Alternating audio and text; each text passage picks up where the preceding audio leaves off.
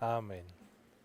Bien, pues bienvenidos todos, los que están presenciales, los que están vía internet también bienvenidos, Dios te bendiga. Y pues seguimos con su estudio de Lucas y te voy a pedir que pongas atención, que abras tus ojos espirituales, tus oídos espirituales para que puedas ver y oír acerca de la palabra de Dios. Vamos a orar. Señor, te damos gracias. Una vez más tenemos la oportunidad de acercarnos a tu palabra, tener contacto con ella, porque tú permitiste que se escribiera y que ahora con esta modernidad la podamos tener en nuestras manos, ya sea en un libro, aún en los mismos teléfonos. Gracias que lo podemos tener y estudiar y que hoy podemos venir y seguir meditando sobre ella. Tu vida, Señor Jesús, es maravillosa y nos enseña muchas cosas. Queremos seguir aprendiendo de esa vida que tuviste en la tierra y eso nos acerca más a ti y seguir aprendiendo de ti. Ven, Espíritu Santo, enséñanos, instrúyenos, guíanos en este estudio. En el nombre de Jesús. Amén y amén. Amén. Bueno, pues hemos estado estudiando Lucas, como saben, lo estamos tratando de ver por capítulos. Hoy quiero que veamos el capítulo 8. Así que te invito a que abras la escritura en el capítulo 8. La semana pasada nuestro hermano Enrique nos estaba enseñando acerca de cómo el Señor Jesús elige a 12 apóstoles de todos sus seguidores, de todos sus discípulos. Él elige a 12 personas de manera especial. Y vaya que son especiales porque pues su nombre aparece también en el Apocalipsis como un lugar especial ya en el fin de los tiempos. Y estos 12 le ayudaron a seguir después de que él ascendió a los cielos. Ellos siguieron compartiendo del Evangelio, instituyeron la iglesia, hicieron pues la obra evangelística después de que el Señor Jesús ascendió a los cielos. Cuando él elige a los 12 apóstoles, él después de eso sigue compartiendo del reino de los cielos y los 12, dice la Escritura, estaban con él. Pero al inicio de este capítulo 8, Lucas menciona, y aún con nombres, a las mujeres que apoyan el ministerio del Señor económicamente. Entonces aquí en este primer pasaje de Lucas encontramos dos cosas relevantes. La primera que yo veo es cómo, dadas las circunstancias sociales de ese tiempo, donde la mujer no tenía mucha participación en la actividad social de la sociedad del país, la mujer no podía hacer muchas cosas, su rol era diferente al que vemos ahora en la actualidad. La mujer pues poca participación social tenía. Aún así, las mujeres no quedan excluidas del ministerio y el Señor las incluye y vemos una actividad importante en los 4 evangelios de estas mujeres, de varias mujeres en el ministerio del Señor Jesús, y estas limitaciones sociales no impiden que la mujer pueda participar en el ministerio del Señor Jesús, y la manera en que lo hace principalmente es a través de recursos económicos. Vamos a Lucas capítulo 8, ahí en el verso 2, y dice así: y algunas mujeres que habían sido sanadas de espíritus malos y de enfermedades, María que se llamaba Magdalena, de la que habían salido 7 demonios, Juana, mujer de Chuza, intendente de Herodes, y Susana, y otras muchas que le servían de sus bienes. Y es relevante que hasta los nombres de algunas da, porque era importante para Dios el ministerio de la mujer, como lo sigue siendo hasta la actualidad. Dios valora el trabajo que hace también la mujer dentro de la iglesia, es muy importante, y Dios ha dado dones a ellas también. Y también en otro punto de importancia en este pasaje, vemos que el Señor también, aquí se menciona, Lucas lo menciona, el recurso económico que requiere el ministerio del Señor Jesús. O sea, las mujeres sí le ayudaban al Señor Jesús, y yo creo a muchas otras personas, con recursos económicos para que Él hiciera la obra evangelística que Él estaba haciendo. Y vemos en la Escritura que el Señor Jesús sí hizo muchos milagros, pero o sea, sobrenaturalmente hizo muchos milagros, vemos resurrecciones, vemos sanidades, aún la transfiguración que tiene en el monte, y todas estas cosas que nos mencionan los evangelios, pero el Señor Jesús vivió como hombre en la tierra, y aún esa niñez que tuvo, que no se menciona mucho en la Escritura, su adolescencia, su vida de joven hasta llegar a los 30 y empezar su ministerio, pues él vivió como hombre. Su manera de vivir aquí en la tierra pues fue como cualquiera de nosotros en las circunstancias que tenemos desde la dependencia de Dios. Y él también tuvo todas esas limitaciones humanas como nosotros. Encontramos que el Señor Jesús se hace milagros económicos, por ejemplo aquella alimentación de los 5,000 y después de los 4,000, que después sobra alimento. También cuando manda al apóstol Pedro a pescar y que sacara de la boca del pez una moneda y con eso pagar el impuesto.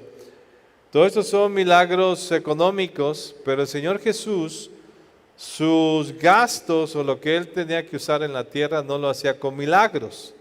O sea, no es que todos los días el Señor Jesús hiciera un milagro y tuviera dinero ahí para poder hacer la obra del ministerio. No, vemos que aún los gastos que él tenía o que los discípulos tenían, y vaya que su ministerio pues era costoso porque tenía que pues mantener a estos 12, esos 12 mantener a sus familias, y no solamente estos 12, sino mucha otra gente les seguía. Entonces el Señor tenía recursos, y vemos en otros pasajes como también esas ofrendas, había un tesorero. Tan importante era esta situación económica del ministerio del Señor Jesús, que había un tesorero que era Judas, y pues se requerían estos gastos. O sea, el Señor Jesús no vivía de milagros todos los días para sostener su economía, sino la gente, y lo podía hacer, claro que lo podía hacer, todos los días él podía aparecer dinero, pero todos los milagros y todo lo que el Señor hace, lo hace con un propósito, y en cuanto al mensaje del Evangelio, en cuanto a la obra que él tenía que hacer aquí en la tierra, pero pues todo lo demás venía de manera natural y normal, y pues él era apoyado económicamente por muchas personas para hacer su ministerio, y pues la iglesia actual también lo requiere. Nosotros como iglesia pues requerimos, sabemos en los milagros de Dios, aún la misma adquisición de este edificio sabemos que es un milagro,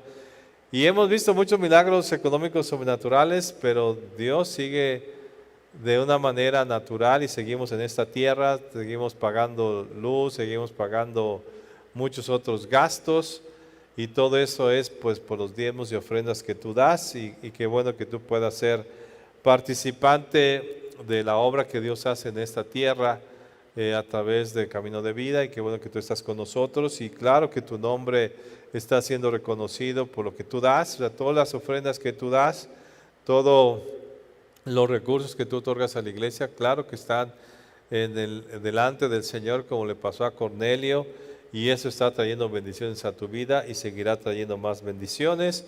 Pero sí, hay una parte de sobrenaturalidad en lo económico, pero pues estamos en la tierra, y aún como iglesia, así como tú, yo sé que personalmente puedes dar muchos testimonios de milagros donde Dios te proveyó sobrenaturalmente, pero pues no vivimos de eso, sino que tenemos que trabajar, tenemos que tener recursos, tenemos que buscar, tenemos que hacer cosas, y lo mismo lo hace la iglesia. La iglesia vive, subsiste por esos diezmos y esas ofrendas, esas primicias que tú das, y de esa manera seguimos haciendo la obra de Dios. Así es que gracias a todos los que lo hacen, síguelo haciendo, y que Dios te siga bendiciendo y multiplicando para que sigas apoyando más aún a la iglesia.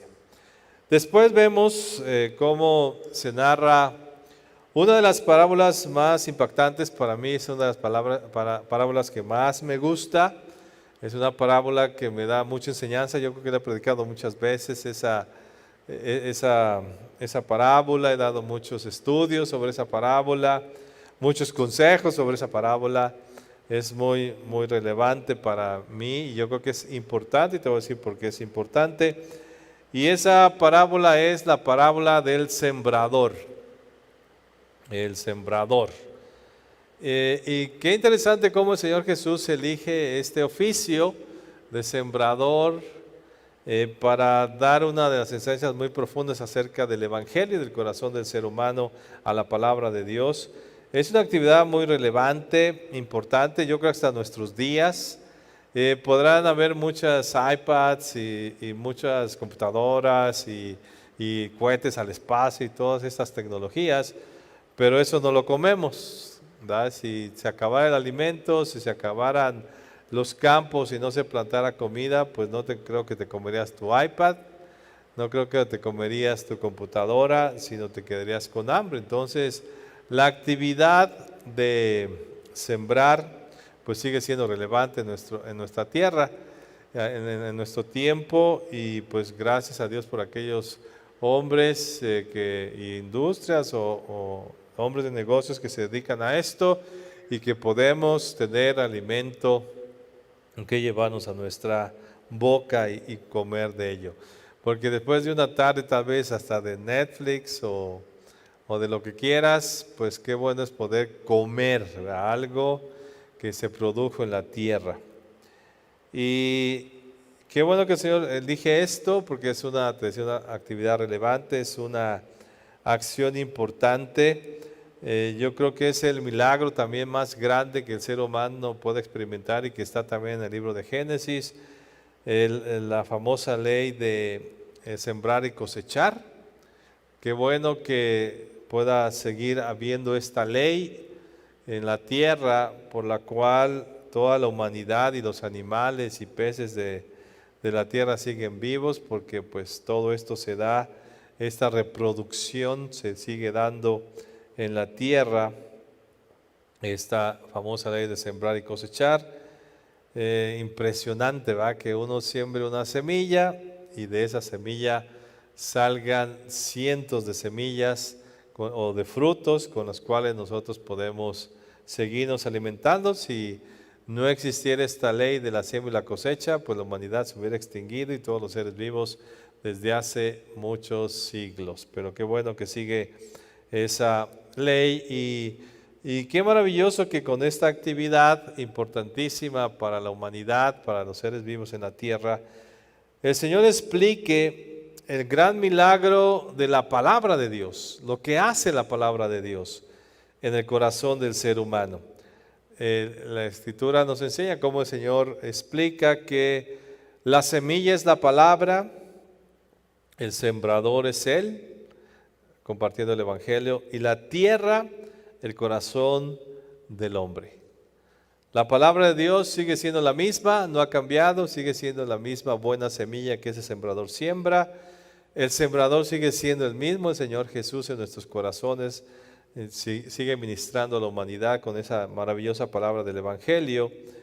Y un sembrador que realiza, y me gusta ese impacto, como el sembrador dice que salió a sembrar y sembró por todos lados, no escatimó la tierra, y así lo hace el Señor Jesús. Él sigue sembrando en todos los corazones de los seres humanos. Y sí, el corazón del hombre diferente cada corazón del ser humano para recibir la semilla.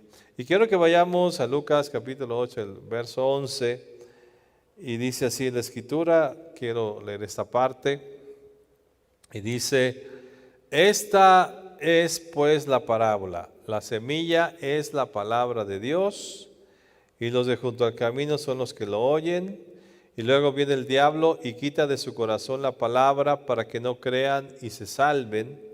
Los sobre la piedra son los que, habiendo oído, reciben la palabra con gozo, pero esos no tienen raíces, creen por algún tiempo y en el tiempo de la prueba se apartan. La que cayó entre espinos, esos son los que oyen, pero oyéndose son ahogados por los afanes y las riquezas y los placeres de la vida y no llevan fruto. Mas la que cayó en buena tierra, estos son los que corazón bueno y recto retienen la palabra oída y dan fruto con perseverancia. O sea, de las tres cosas que hay en esta parábola, dos nunca han cambiado y siguen siendo la semilla, la palabra de Dios, y el sembrador, que es el Señor Jesús. Pero el corazón del hombre sí.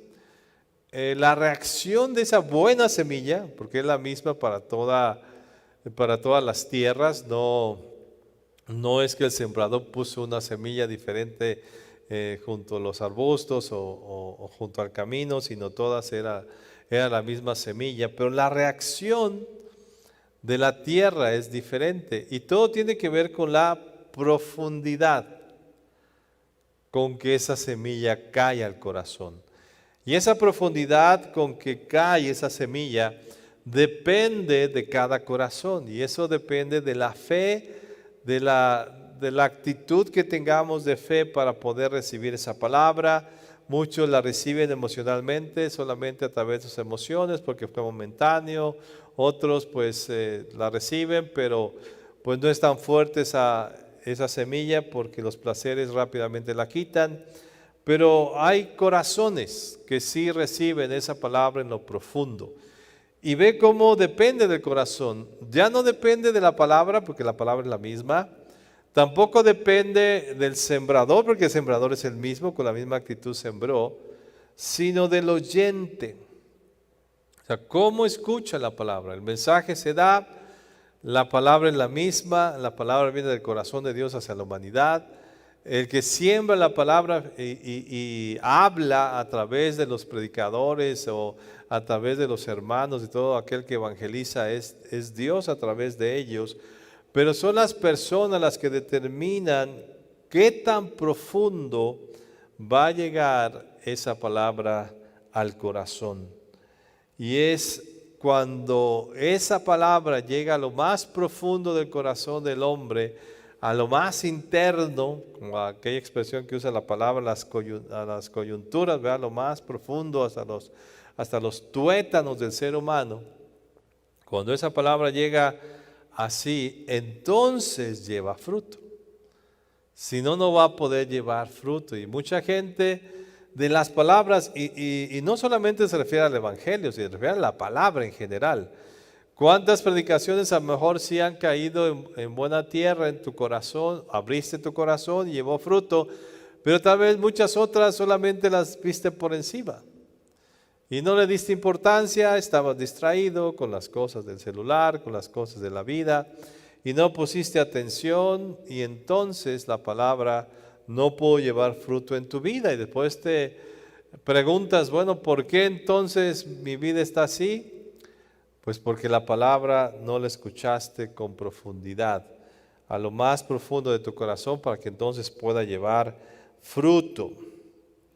Y después, con otra palabra, siguiendo el mismo tema, el Señor Jesús nos explica lo importante que es la manera en que oímos o escuchamos la palabra de Dios. Esa parábola, ojalá después con calma la estudies, es interesante y ve lo que dice. La voy a leer ahorita, pero ojalá después la profundices más.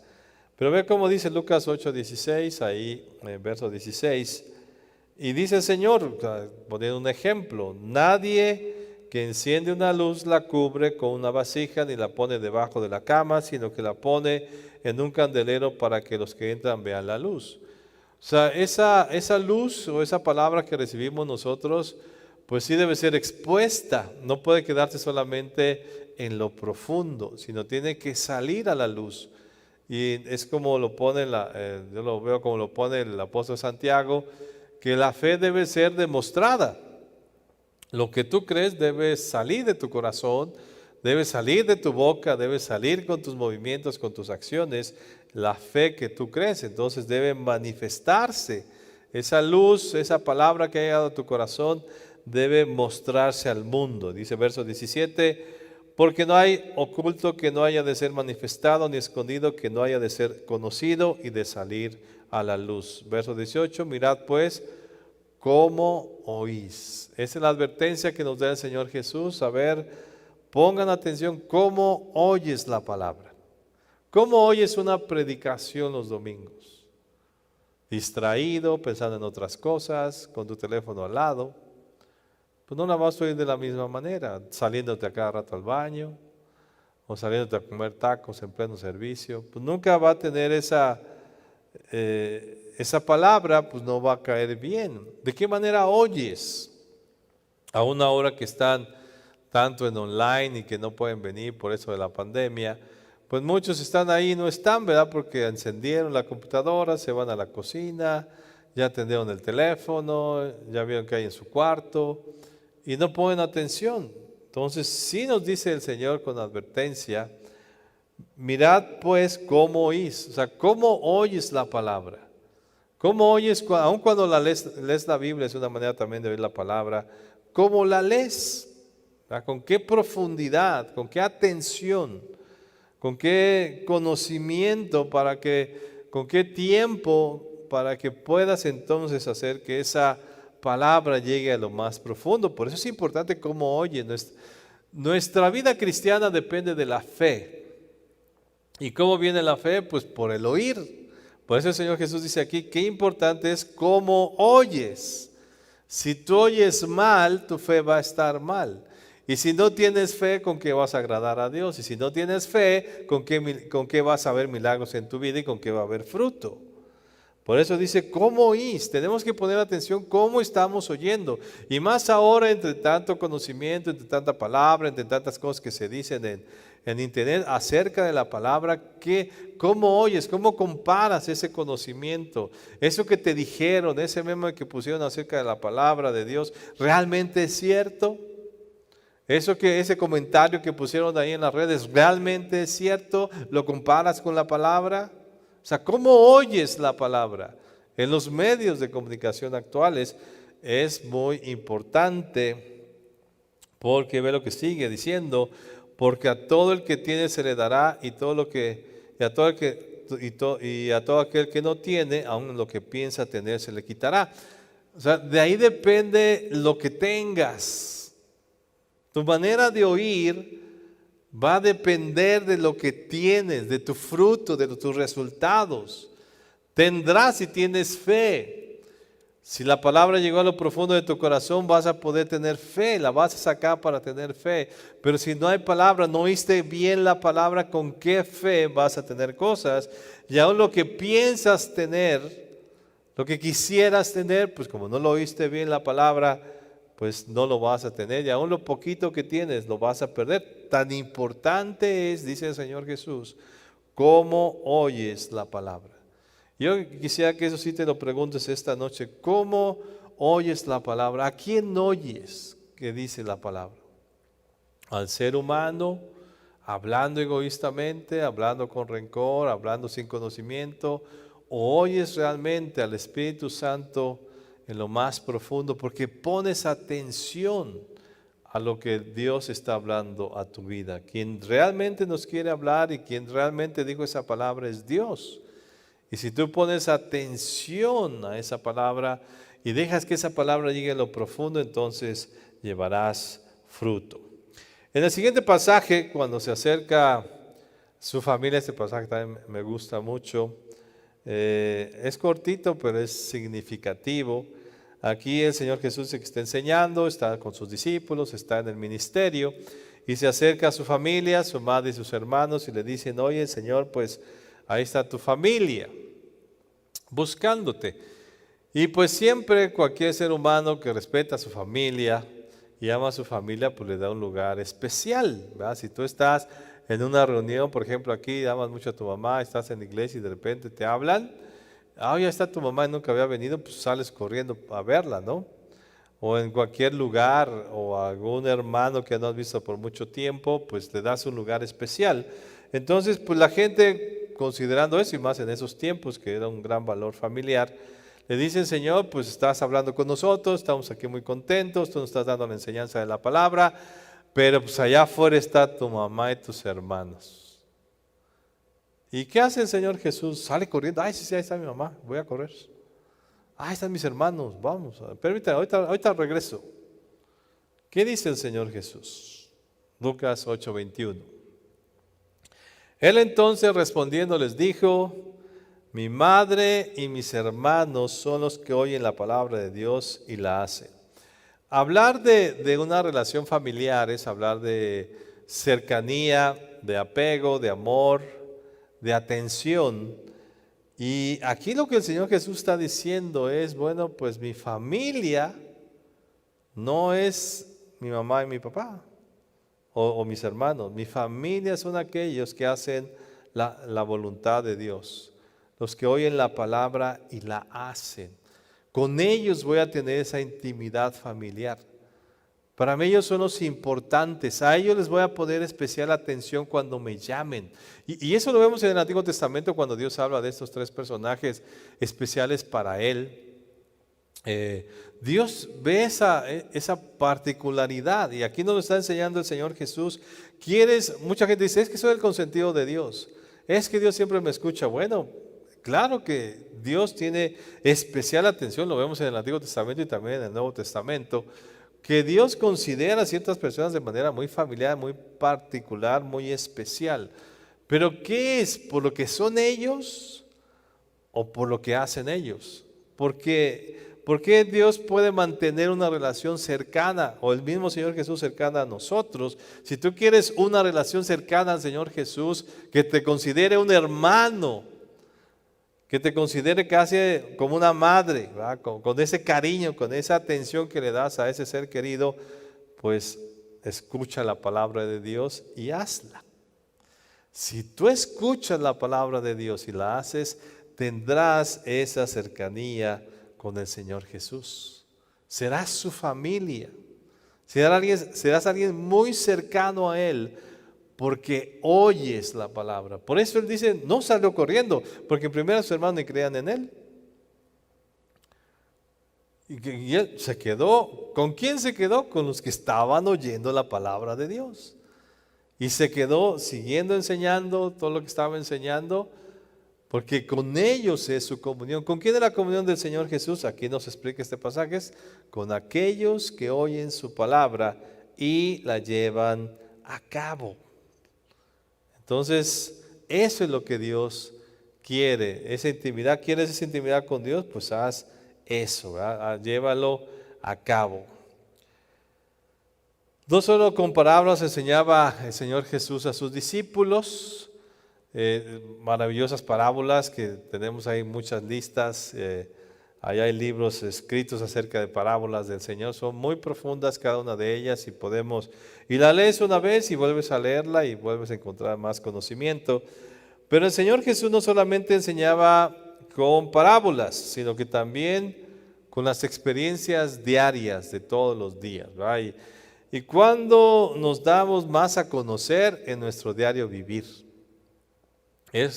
A veces vamos a una fiesta, el sábado fue una fiesta ahí muy elegante de mi sobrino y pues todos iban muy arreglados, ¿no? Hasta mis otros sobrinos dije, ay, qué guapo te ves, ¿no? Porque siempre lo veo en fachoso y digo, hoy te viste muy guapa ahora, ¿no? Muy arregladito, o mi sobrina muy coquetona. Pero pues no es todos los días, ¿va? No todos los días se visten así. ¿Cuándo realmente nos conocemos? En el diario vivir, en la cotidianidad, cuando estamos respondiendo a las cosas cotidianas de la vida. Y es así como el Señor Jesús también usando estas acciones cotidianas de los seres humanos, sus respuestas a los acontecimientos cotidianos, cómo respondemos a las circunstancias cotidianas, es como el Señor aprovechaba esas oportunidades para enseñarles cosas muy profundas y darles grandes enseñanzas. Y aquí estamos en una situación de esas, donde los discípulos están ahí en la barca, llega una tempestad, o sea, el miedo, ya yo creo que ellos ya sabían, hoy habían oído en las noticias, que a veces en esas tempestades mucha gente había muerto, y pues ellos están en plena tempestad, dicen, no, pues aquí ya nos morimos, todos espantados, ¿qué hacemos? No tenemos una barquita, no tenemos todos los recursos para salir de aquí. Espantados estaban y el Señor Jesús ¿cómo estaba? ¿Va? Bien dormido, bien tranquilo, la tempestad hasta lo estaba arrullando, estaba bien dormido y estos llegan y lo despiertan. Y los ve, ya que despierta los ve, pues todos ahí aterrados con esta tempestad. Y entonces les da una gran enseñanza y vamos al versículo 24. Y dice así, y vinieron a él y le despertaron diciendo, maestro, maestro, que perecemos. Despertando él reprendió al viento y a las olas y cesaron y se hizo bonanza. O sea, él tenía control de la situación, el Señor Jesús. Y entonces se voltea a ellos llenos de miedo y de temor y les dice, ¿dónde está vuestra fe? A ver, todas las cosas que me han dicho, todas las cosas que les he enseñado, ¿dónde está su fe en Dios? ¿Dónde? En esta circunstancia, en esta tempestad. Y yo creo que a nosotros el Señor sigue actuando con la misma manera. Y cuando respondemos a una situación difícil en la vida cotidiana, complicada, dice Dios, ¿dónde está tu fe? Nos atemorizamos, tenemos miedo. Muchos tan solo, ya va a llegar el pago de la luz, no tengo, ¿qué voy a hacer? Ya se ponen a llorar. Cualquier conflicto nos atemoriza. Los hijos, los cónyuges, tenemos muchos temores en nuestra vida y respondemos como los discípulos, miedosos. No como el Señor Jesús, que estaba dormido y tranquilo. Y Él nos pregunta, ¿dónde está vuestra fe? Y atemorizados se maravillaban y se decían unos a otros, ¿quién es este que aún los vientos y las aguas manda y le obedecen? Entonces, ¿qué es lo que el Señor Jesús les enseña? Que Él tiene control. O sea, cuando Él para en la tempestad, le está diciendo, pues yo tengo control de las cosas, ¿de qué tienen miedo? Todos aquellos que hemos confesado a Jesús como nuestro Señor y nuestro Salvador, que hemos creído en Él, que venimos a la iglesia, que creemos en su palabra, que creemos que vamos a ir al cielo, pues nuestra fe debe ser absoluta. Y saber que en cualquier circunstancia Dios tiene las cosas bajo control. Y debemos aprender a confiar en Él. Entonces, siempre que tengas una situación adversa, un temblor, lo que sea, o circunstancias personales, ataques en la calle, o que te aparezca alguien con una pistola, ¿qué es lo que tienes que hacer? Pues tener fe. Por eso el Señor Jesús les preguntó, ¿y su fe? O sea, ¿dónde estaba? Cuando estaba la tempestad, ¿en qué estaban pensando? ¿En qué estaban creyendo? ¿En que se iban a morir? ¿En que se iba a voltear esta barca? ¿O estaban pensando en el poder de Dios, que puede detener la tempestad, como lo hizo el Señor Jesús? Entonces, ¿qué piensas? ¿Y dónde está tu fe en los momentos difíciles de la vida, de la cotidianidad? ¿Dónde estás cuando vienen las cosas difíciles? ¿Dónde está tu fe? Pues debe estar en Dios. Él tiene el control de todas las cosas. Aquí se los demostró a los discípulos. Vean, no hay tempestad que yo no puedo parar. No hay conflicto que yo no pueda resolver. No hay ladrón que yo no pueda detener. No hay pistola que yo no pueda detener o quitar de tu vida. No hay circunstancia. Esa debe ser nuestra fe. Nuestra fe debe estar en todos los días, en cada circunstancia de la vida. Cuando tengas un problema, una dificultad, algo adverso, lo primero que tienes que pensar es, ¿dónde está mi fe? A ver, ¿qué creo en esto? De acuerdo a lo que Dios dice, ¿qué debo creer? ¿Qué hizo el Señor Jesús? Detener el viento. Dice que detuvo el viento y las olas cesaron y se hizo bonanza.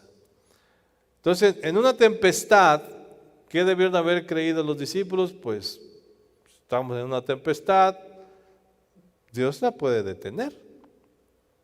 Dios la puede detener en un instante. Pero no lo pensaron. Y el Señor Jesús les demostró, yo tengo el poder para hacerlo. Entonces, en la circunstancia que tú vives, difícil, tú tienes que pensar, a ver, ¿Dios puede resolver esto? Y vas a encontrar una respuesta, sí, siempre sí. Me gusta aquella expresión que el Señor Jesús enseña, dice, para los hombres es imposible, pero para Dios todo es posible. Todo. Lo que más te imagines, lo más difícil, todo es posible para Dios. Así es que la circunstancia adversa que vivas y tú creas que Dios lo puede hacer, es posible. Por supuesto, y lo va a hacer para que salgas de esa circunstancia. La siguiente historia que nos cuenta Lucas nos habla de la gran afectación que los demonios hacen sobre los seres espirituales que hacen sobre el ser humano. Los demonios existen, y lo vemos en el Nuevo Testamento, muy movidos ahí, también en el Antiguo, y los demonios existen, y poseen a la gente. Y cuando poseen a la gente, esos seres espirituales deterioran la vida del ser humano. Y aquí vamos al verso 27, dice: al llegar a la tierra vino a su encuentro un hombre de la ciudad, endemoniado desde hace mucho tiempo, y no vestía ropa ni moraba en casas, sino en los sepulcros. O sea, esta expresión da a entender que un demonio puede traer a un ser humano en lo más bajo, siendo que la vida del ser humano es muy valiosa. Pero un demonio puede hacer muchos estragos en la vida de una persona. ¿Y existen los demonios? Sí. ¿Hay gente poseída? Hay gente poseída. Ahora, no todo lo que a veces creemos que es posesión, pero sí existen y sí poseen a la gente y sí destruyen. Su objetivo es destruir la vida de las personas. Entonces sí afectan. Y el Señor algo que hizo fue sacar esos demonios para que no afectaban. Encontramos demonios que enfermaron a la gente, que la tenían atada, que la tenían encurvada, que la tenían ciega. Entonces los demonios pueden hacer muchas cosas de destrucción hacia el ser humano. Por eso el Señor Jesús sí los sacaba. Pero aquí también una gran enseñanza que tenemos es cómo el Señor Jesús tiene autoridad sobre todos los demonios. Y esa famosa teoría de que el bien lucha contra el mal, pues no es cierto, ¿verdad? Porque Dios tiene control bajo todas las cosas. Y aquí lo vemos, o sea, los demonios no se pelean con el Señor Jesús. Con los hombres sí, ¿verdad? Lo estaban destruyendo, pero al Señor Jesús lo respetaron. Y tanto respeto tienen a Él que saben lo que puede hacer en sus vidas, y entonces le hacen una petición. Y cuando tú pides algo, quiere decir que esa persona tiene autoridad para hacerlo. O sea, reconocieron la autoridad que había en el Señor Jesús. Entonces sí le respetan los demonios. Y los demonios le tenían miedo al Señor Jesús porque sabían lo que podía hacer en ellos. El Señor Jesús les pregunta cuál es su nombre. Y es interesante que la respuesta no es su nombre. ¿Verdad? No dijo Belcebú, no dijo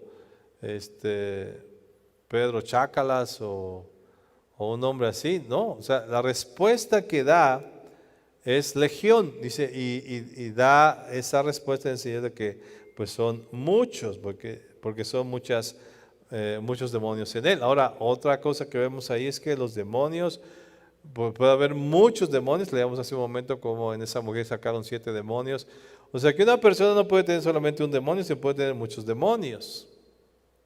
Aquí dice que era una legión, o sea, eran muchos demonios que estaban en él. Y la solicitud de estos hacia el Señor Jesús dice, no nos mandes al abismo. O sea, no nos saques de la tierra todavía. Porque se dice, nos vas a castigar antes de tiempo, porque hay un fin para todos esos demonios, saben que se van a ir al abismo eternamente. Pero él dice, no nos mandes aún, déjanos estar aquí, déjanos hacer cosas y mándanos a ese hato de cerdos. ¿Por qué accedió el Señor Jesús? Pues él tiene sus razones, algo difícil de entender por qué lo hizo.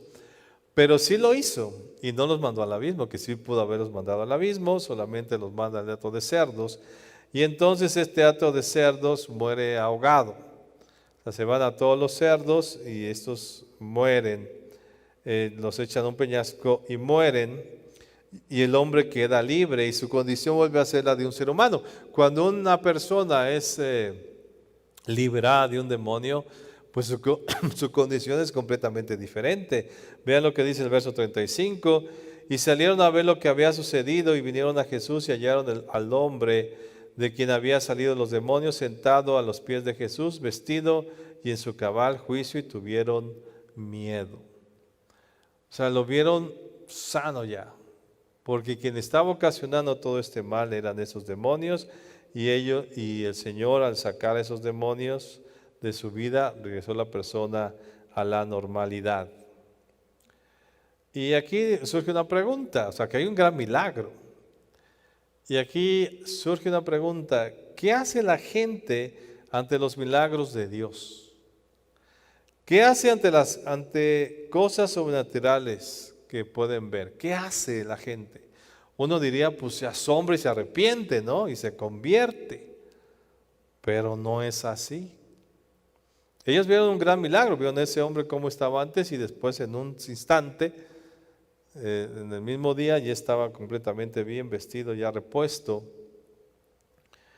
Pero la respuesta asombra. Y la gente, en lugar de arrepentirse y buscar a Dios, lo que hacen es echar la culpa de las cosas. O sea, la gente responde al milagro de acuerdo a su beneficio o a su perjuicio. Bien, vamos al verso 37, dice: entonces la multitud de la región alrededor de los Gadarenos le rogó que se marchase de ellos, pues tenían gran temor, y Jesús, entrando en la barca, se volvió. O sea, la gente va a responder bien a un milagro si le beneficia. Pero si un milagro le afecta, en lugar de arrepentirse y quebrarse ante Dios, lo que hacen es quejarse y oírse. Si les afecta ese milagro. En este caso era un milagro, ¿no? ¿Y quién iba a pensar en unos cerdos? Pues la gente piensa más en lo económico, en sus vidas, en lo que pierde, más que en el milagro que está delante de sus ojos. Tristemente así responden. Entonces es sorprendente cómo ver este milagro de este joven que convivía entre ellos, ver cómo estaba, cómo el Señor Jesús lo sana y está bien. Y aún les dio miedo, ¿verdad?, ver ese milagro, pero les importó más que Jesús no les fuera a quitar más cerdos. Que los milagros de Jesús fueran a destruir su economía. Dijo, no, mejor márchate. Eres poderoso, te tenemos miedo, pero tus milagros nos afectan, mejor vete, no los queremos. Y mucha gente así hace con el Evangelio, porque le afecta en algo, entre comillas. Porque pues, ¿qué valen unos cerdos? Vale más un ser humano que los cerdos, y Dios podía reponer todo eso. Si se hubieran acercado al Señor Jesús, mira, Señor, pues ya perdimos, ahora, ay, si tú nos haces el favor de recuperarlos, esos dos cerdos que se perdieron. Pero no se acercaron, tuvieron miedo y se alejaron.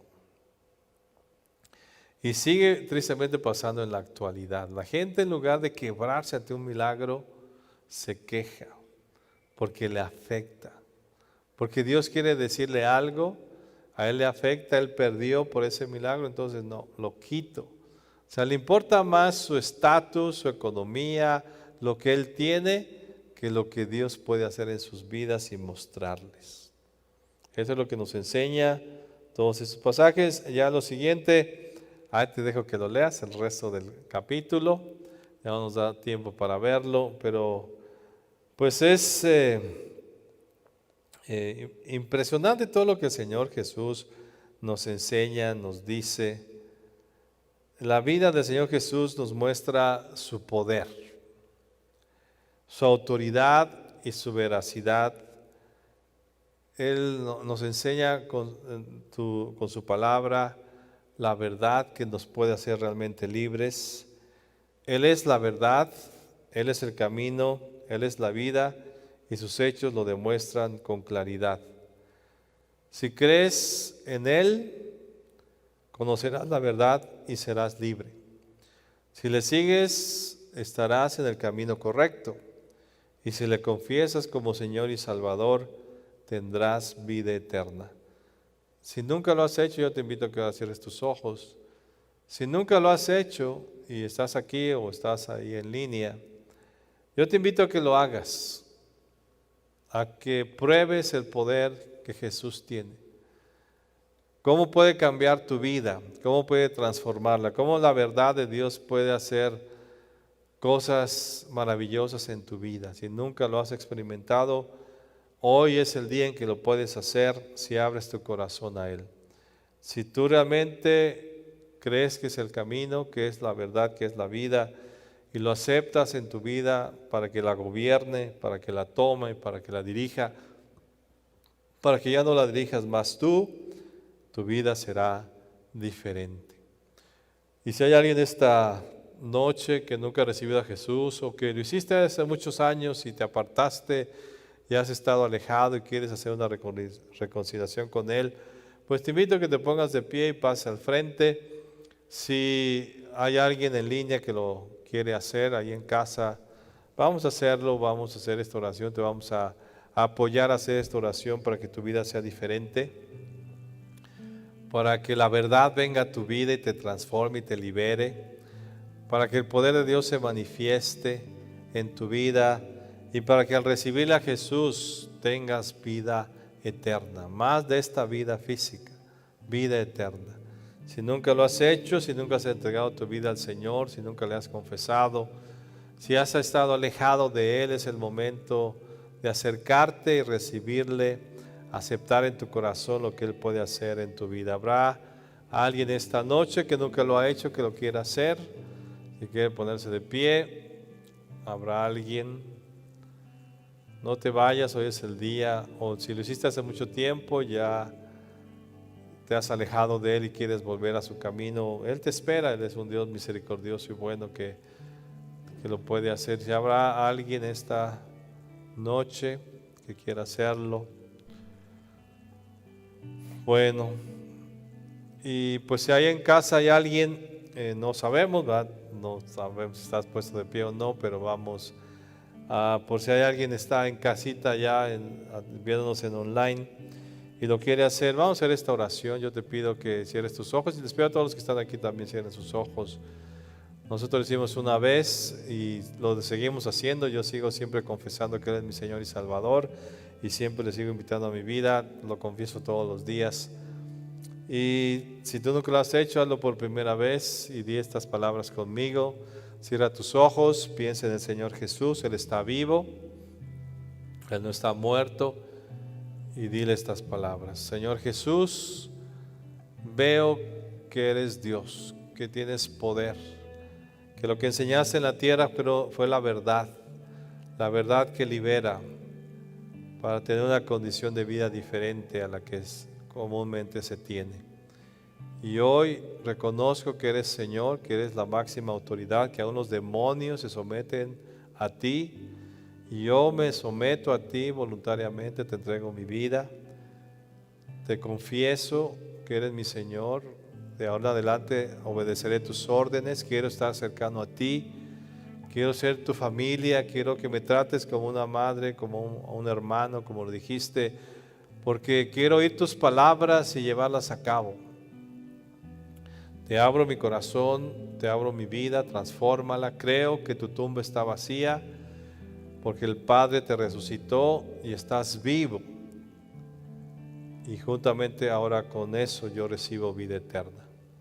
Decido seguirte de ahora en adelante porque eres mi Señor y mi Salvador. Gracias.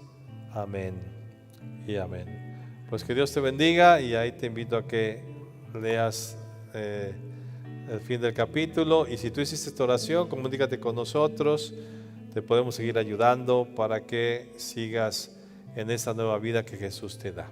Amén.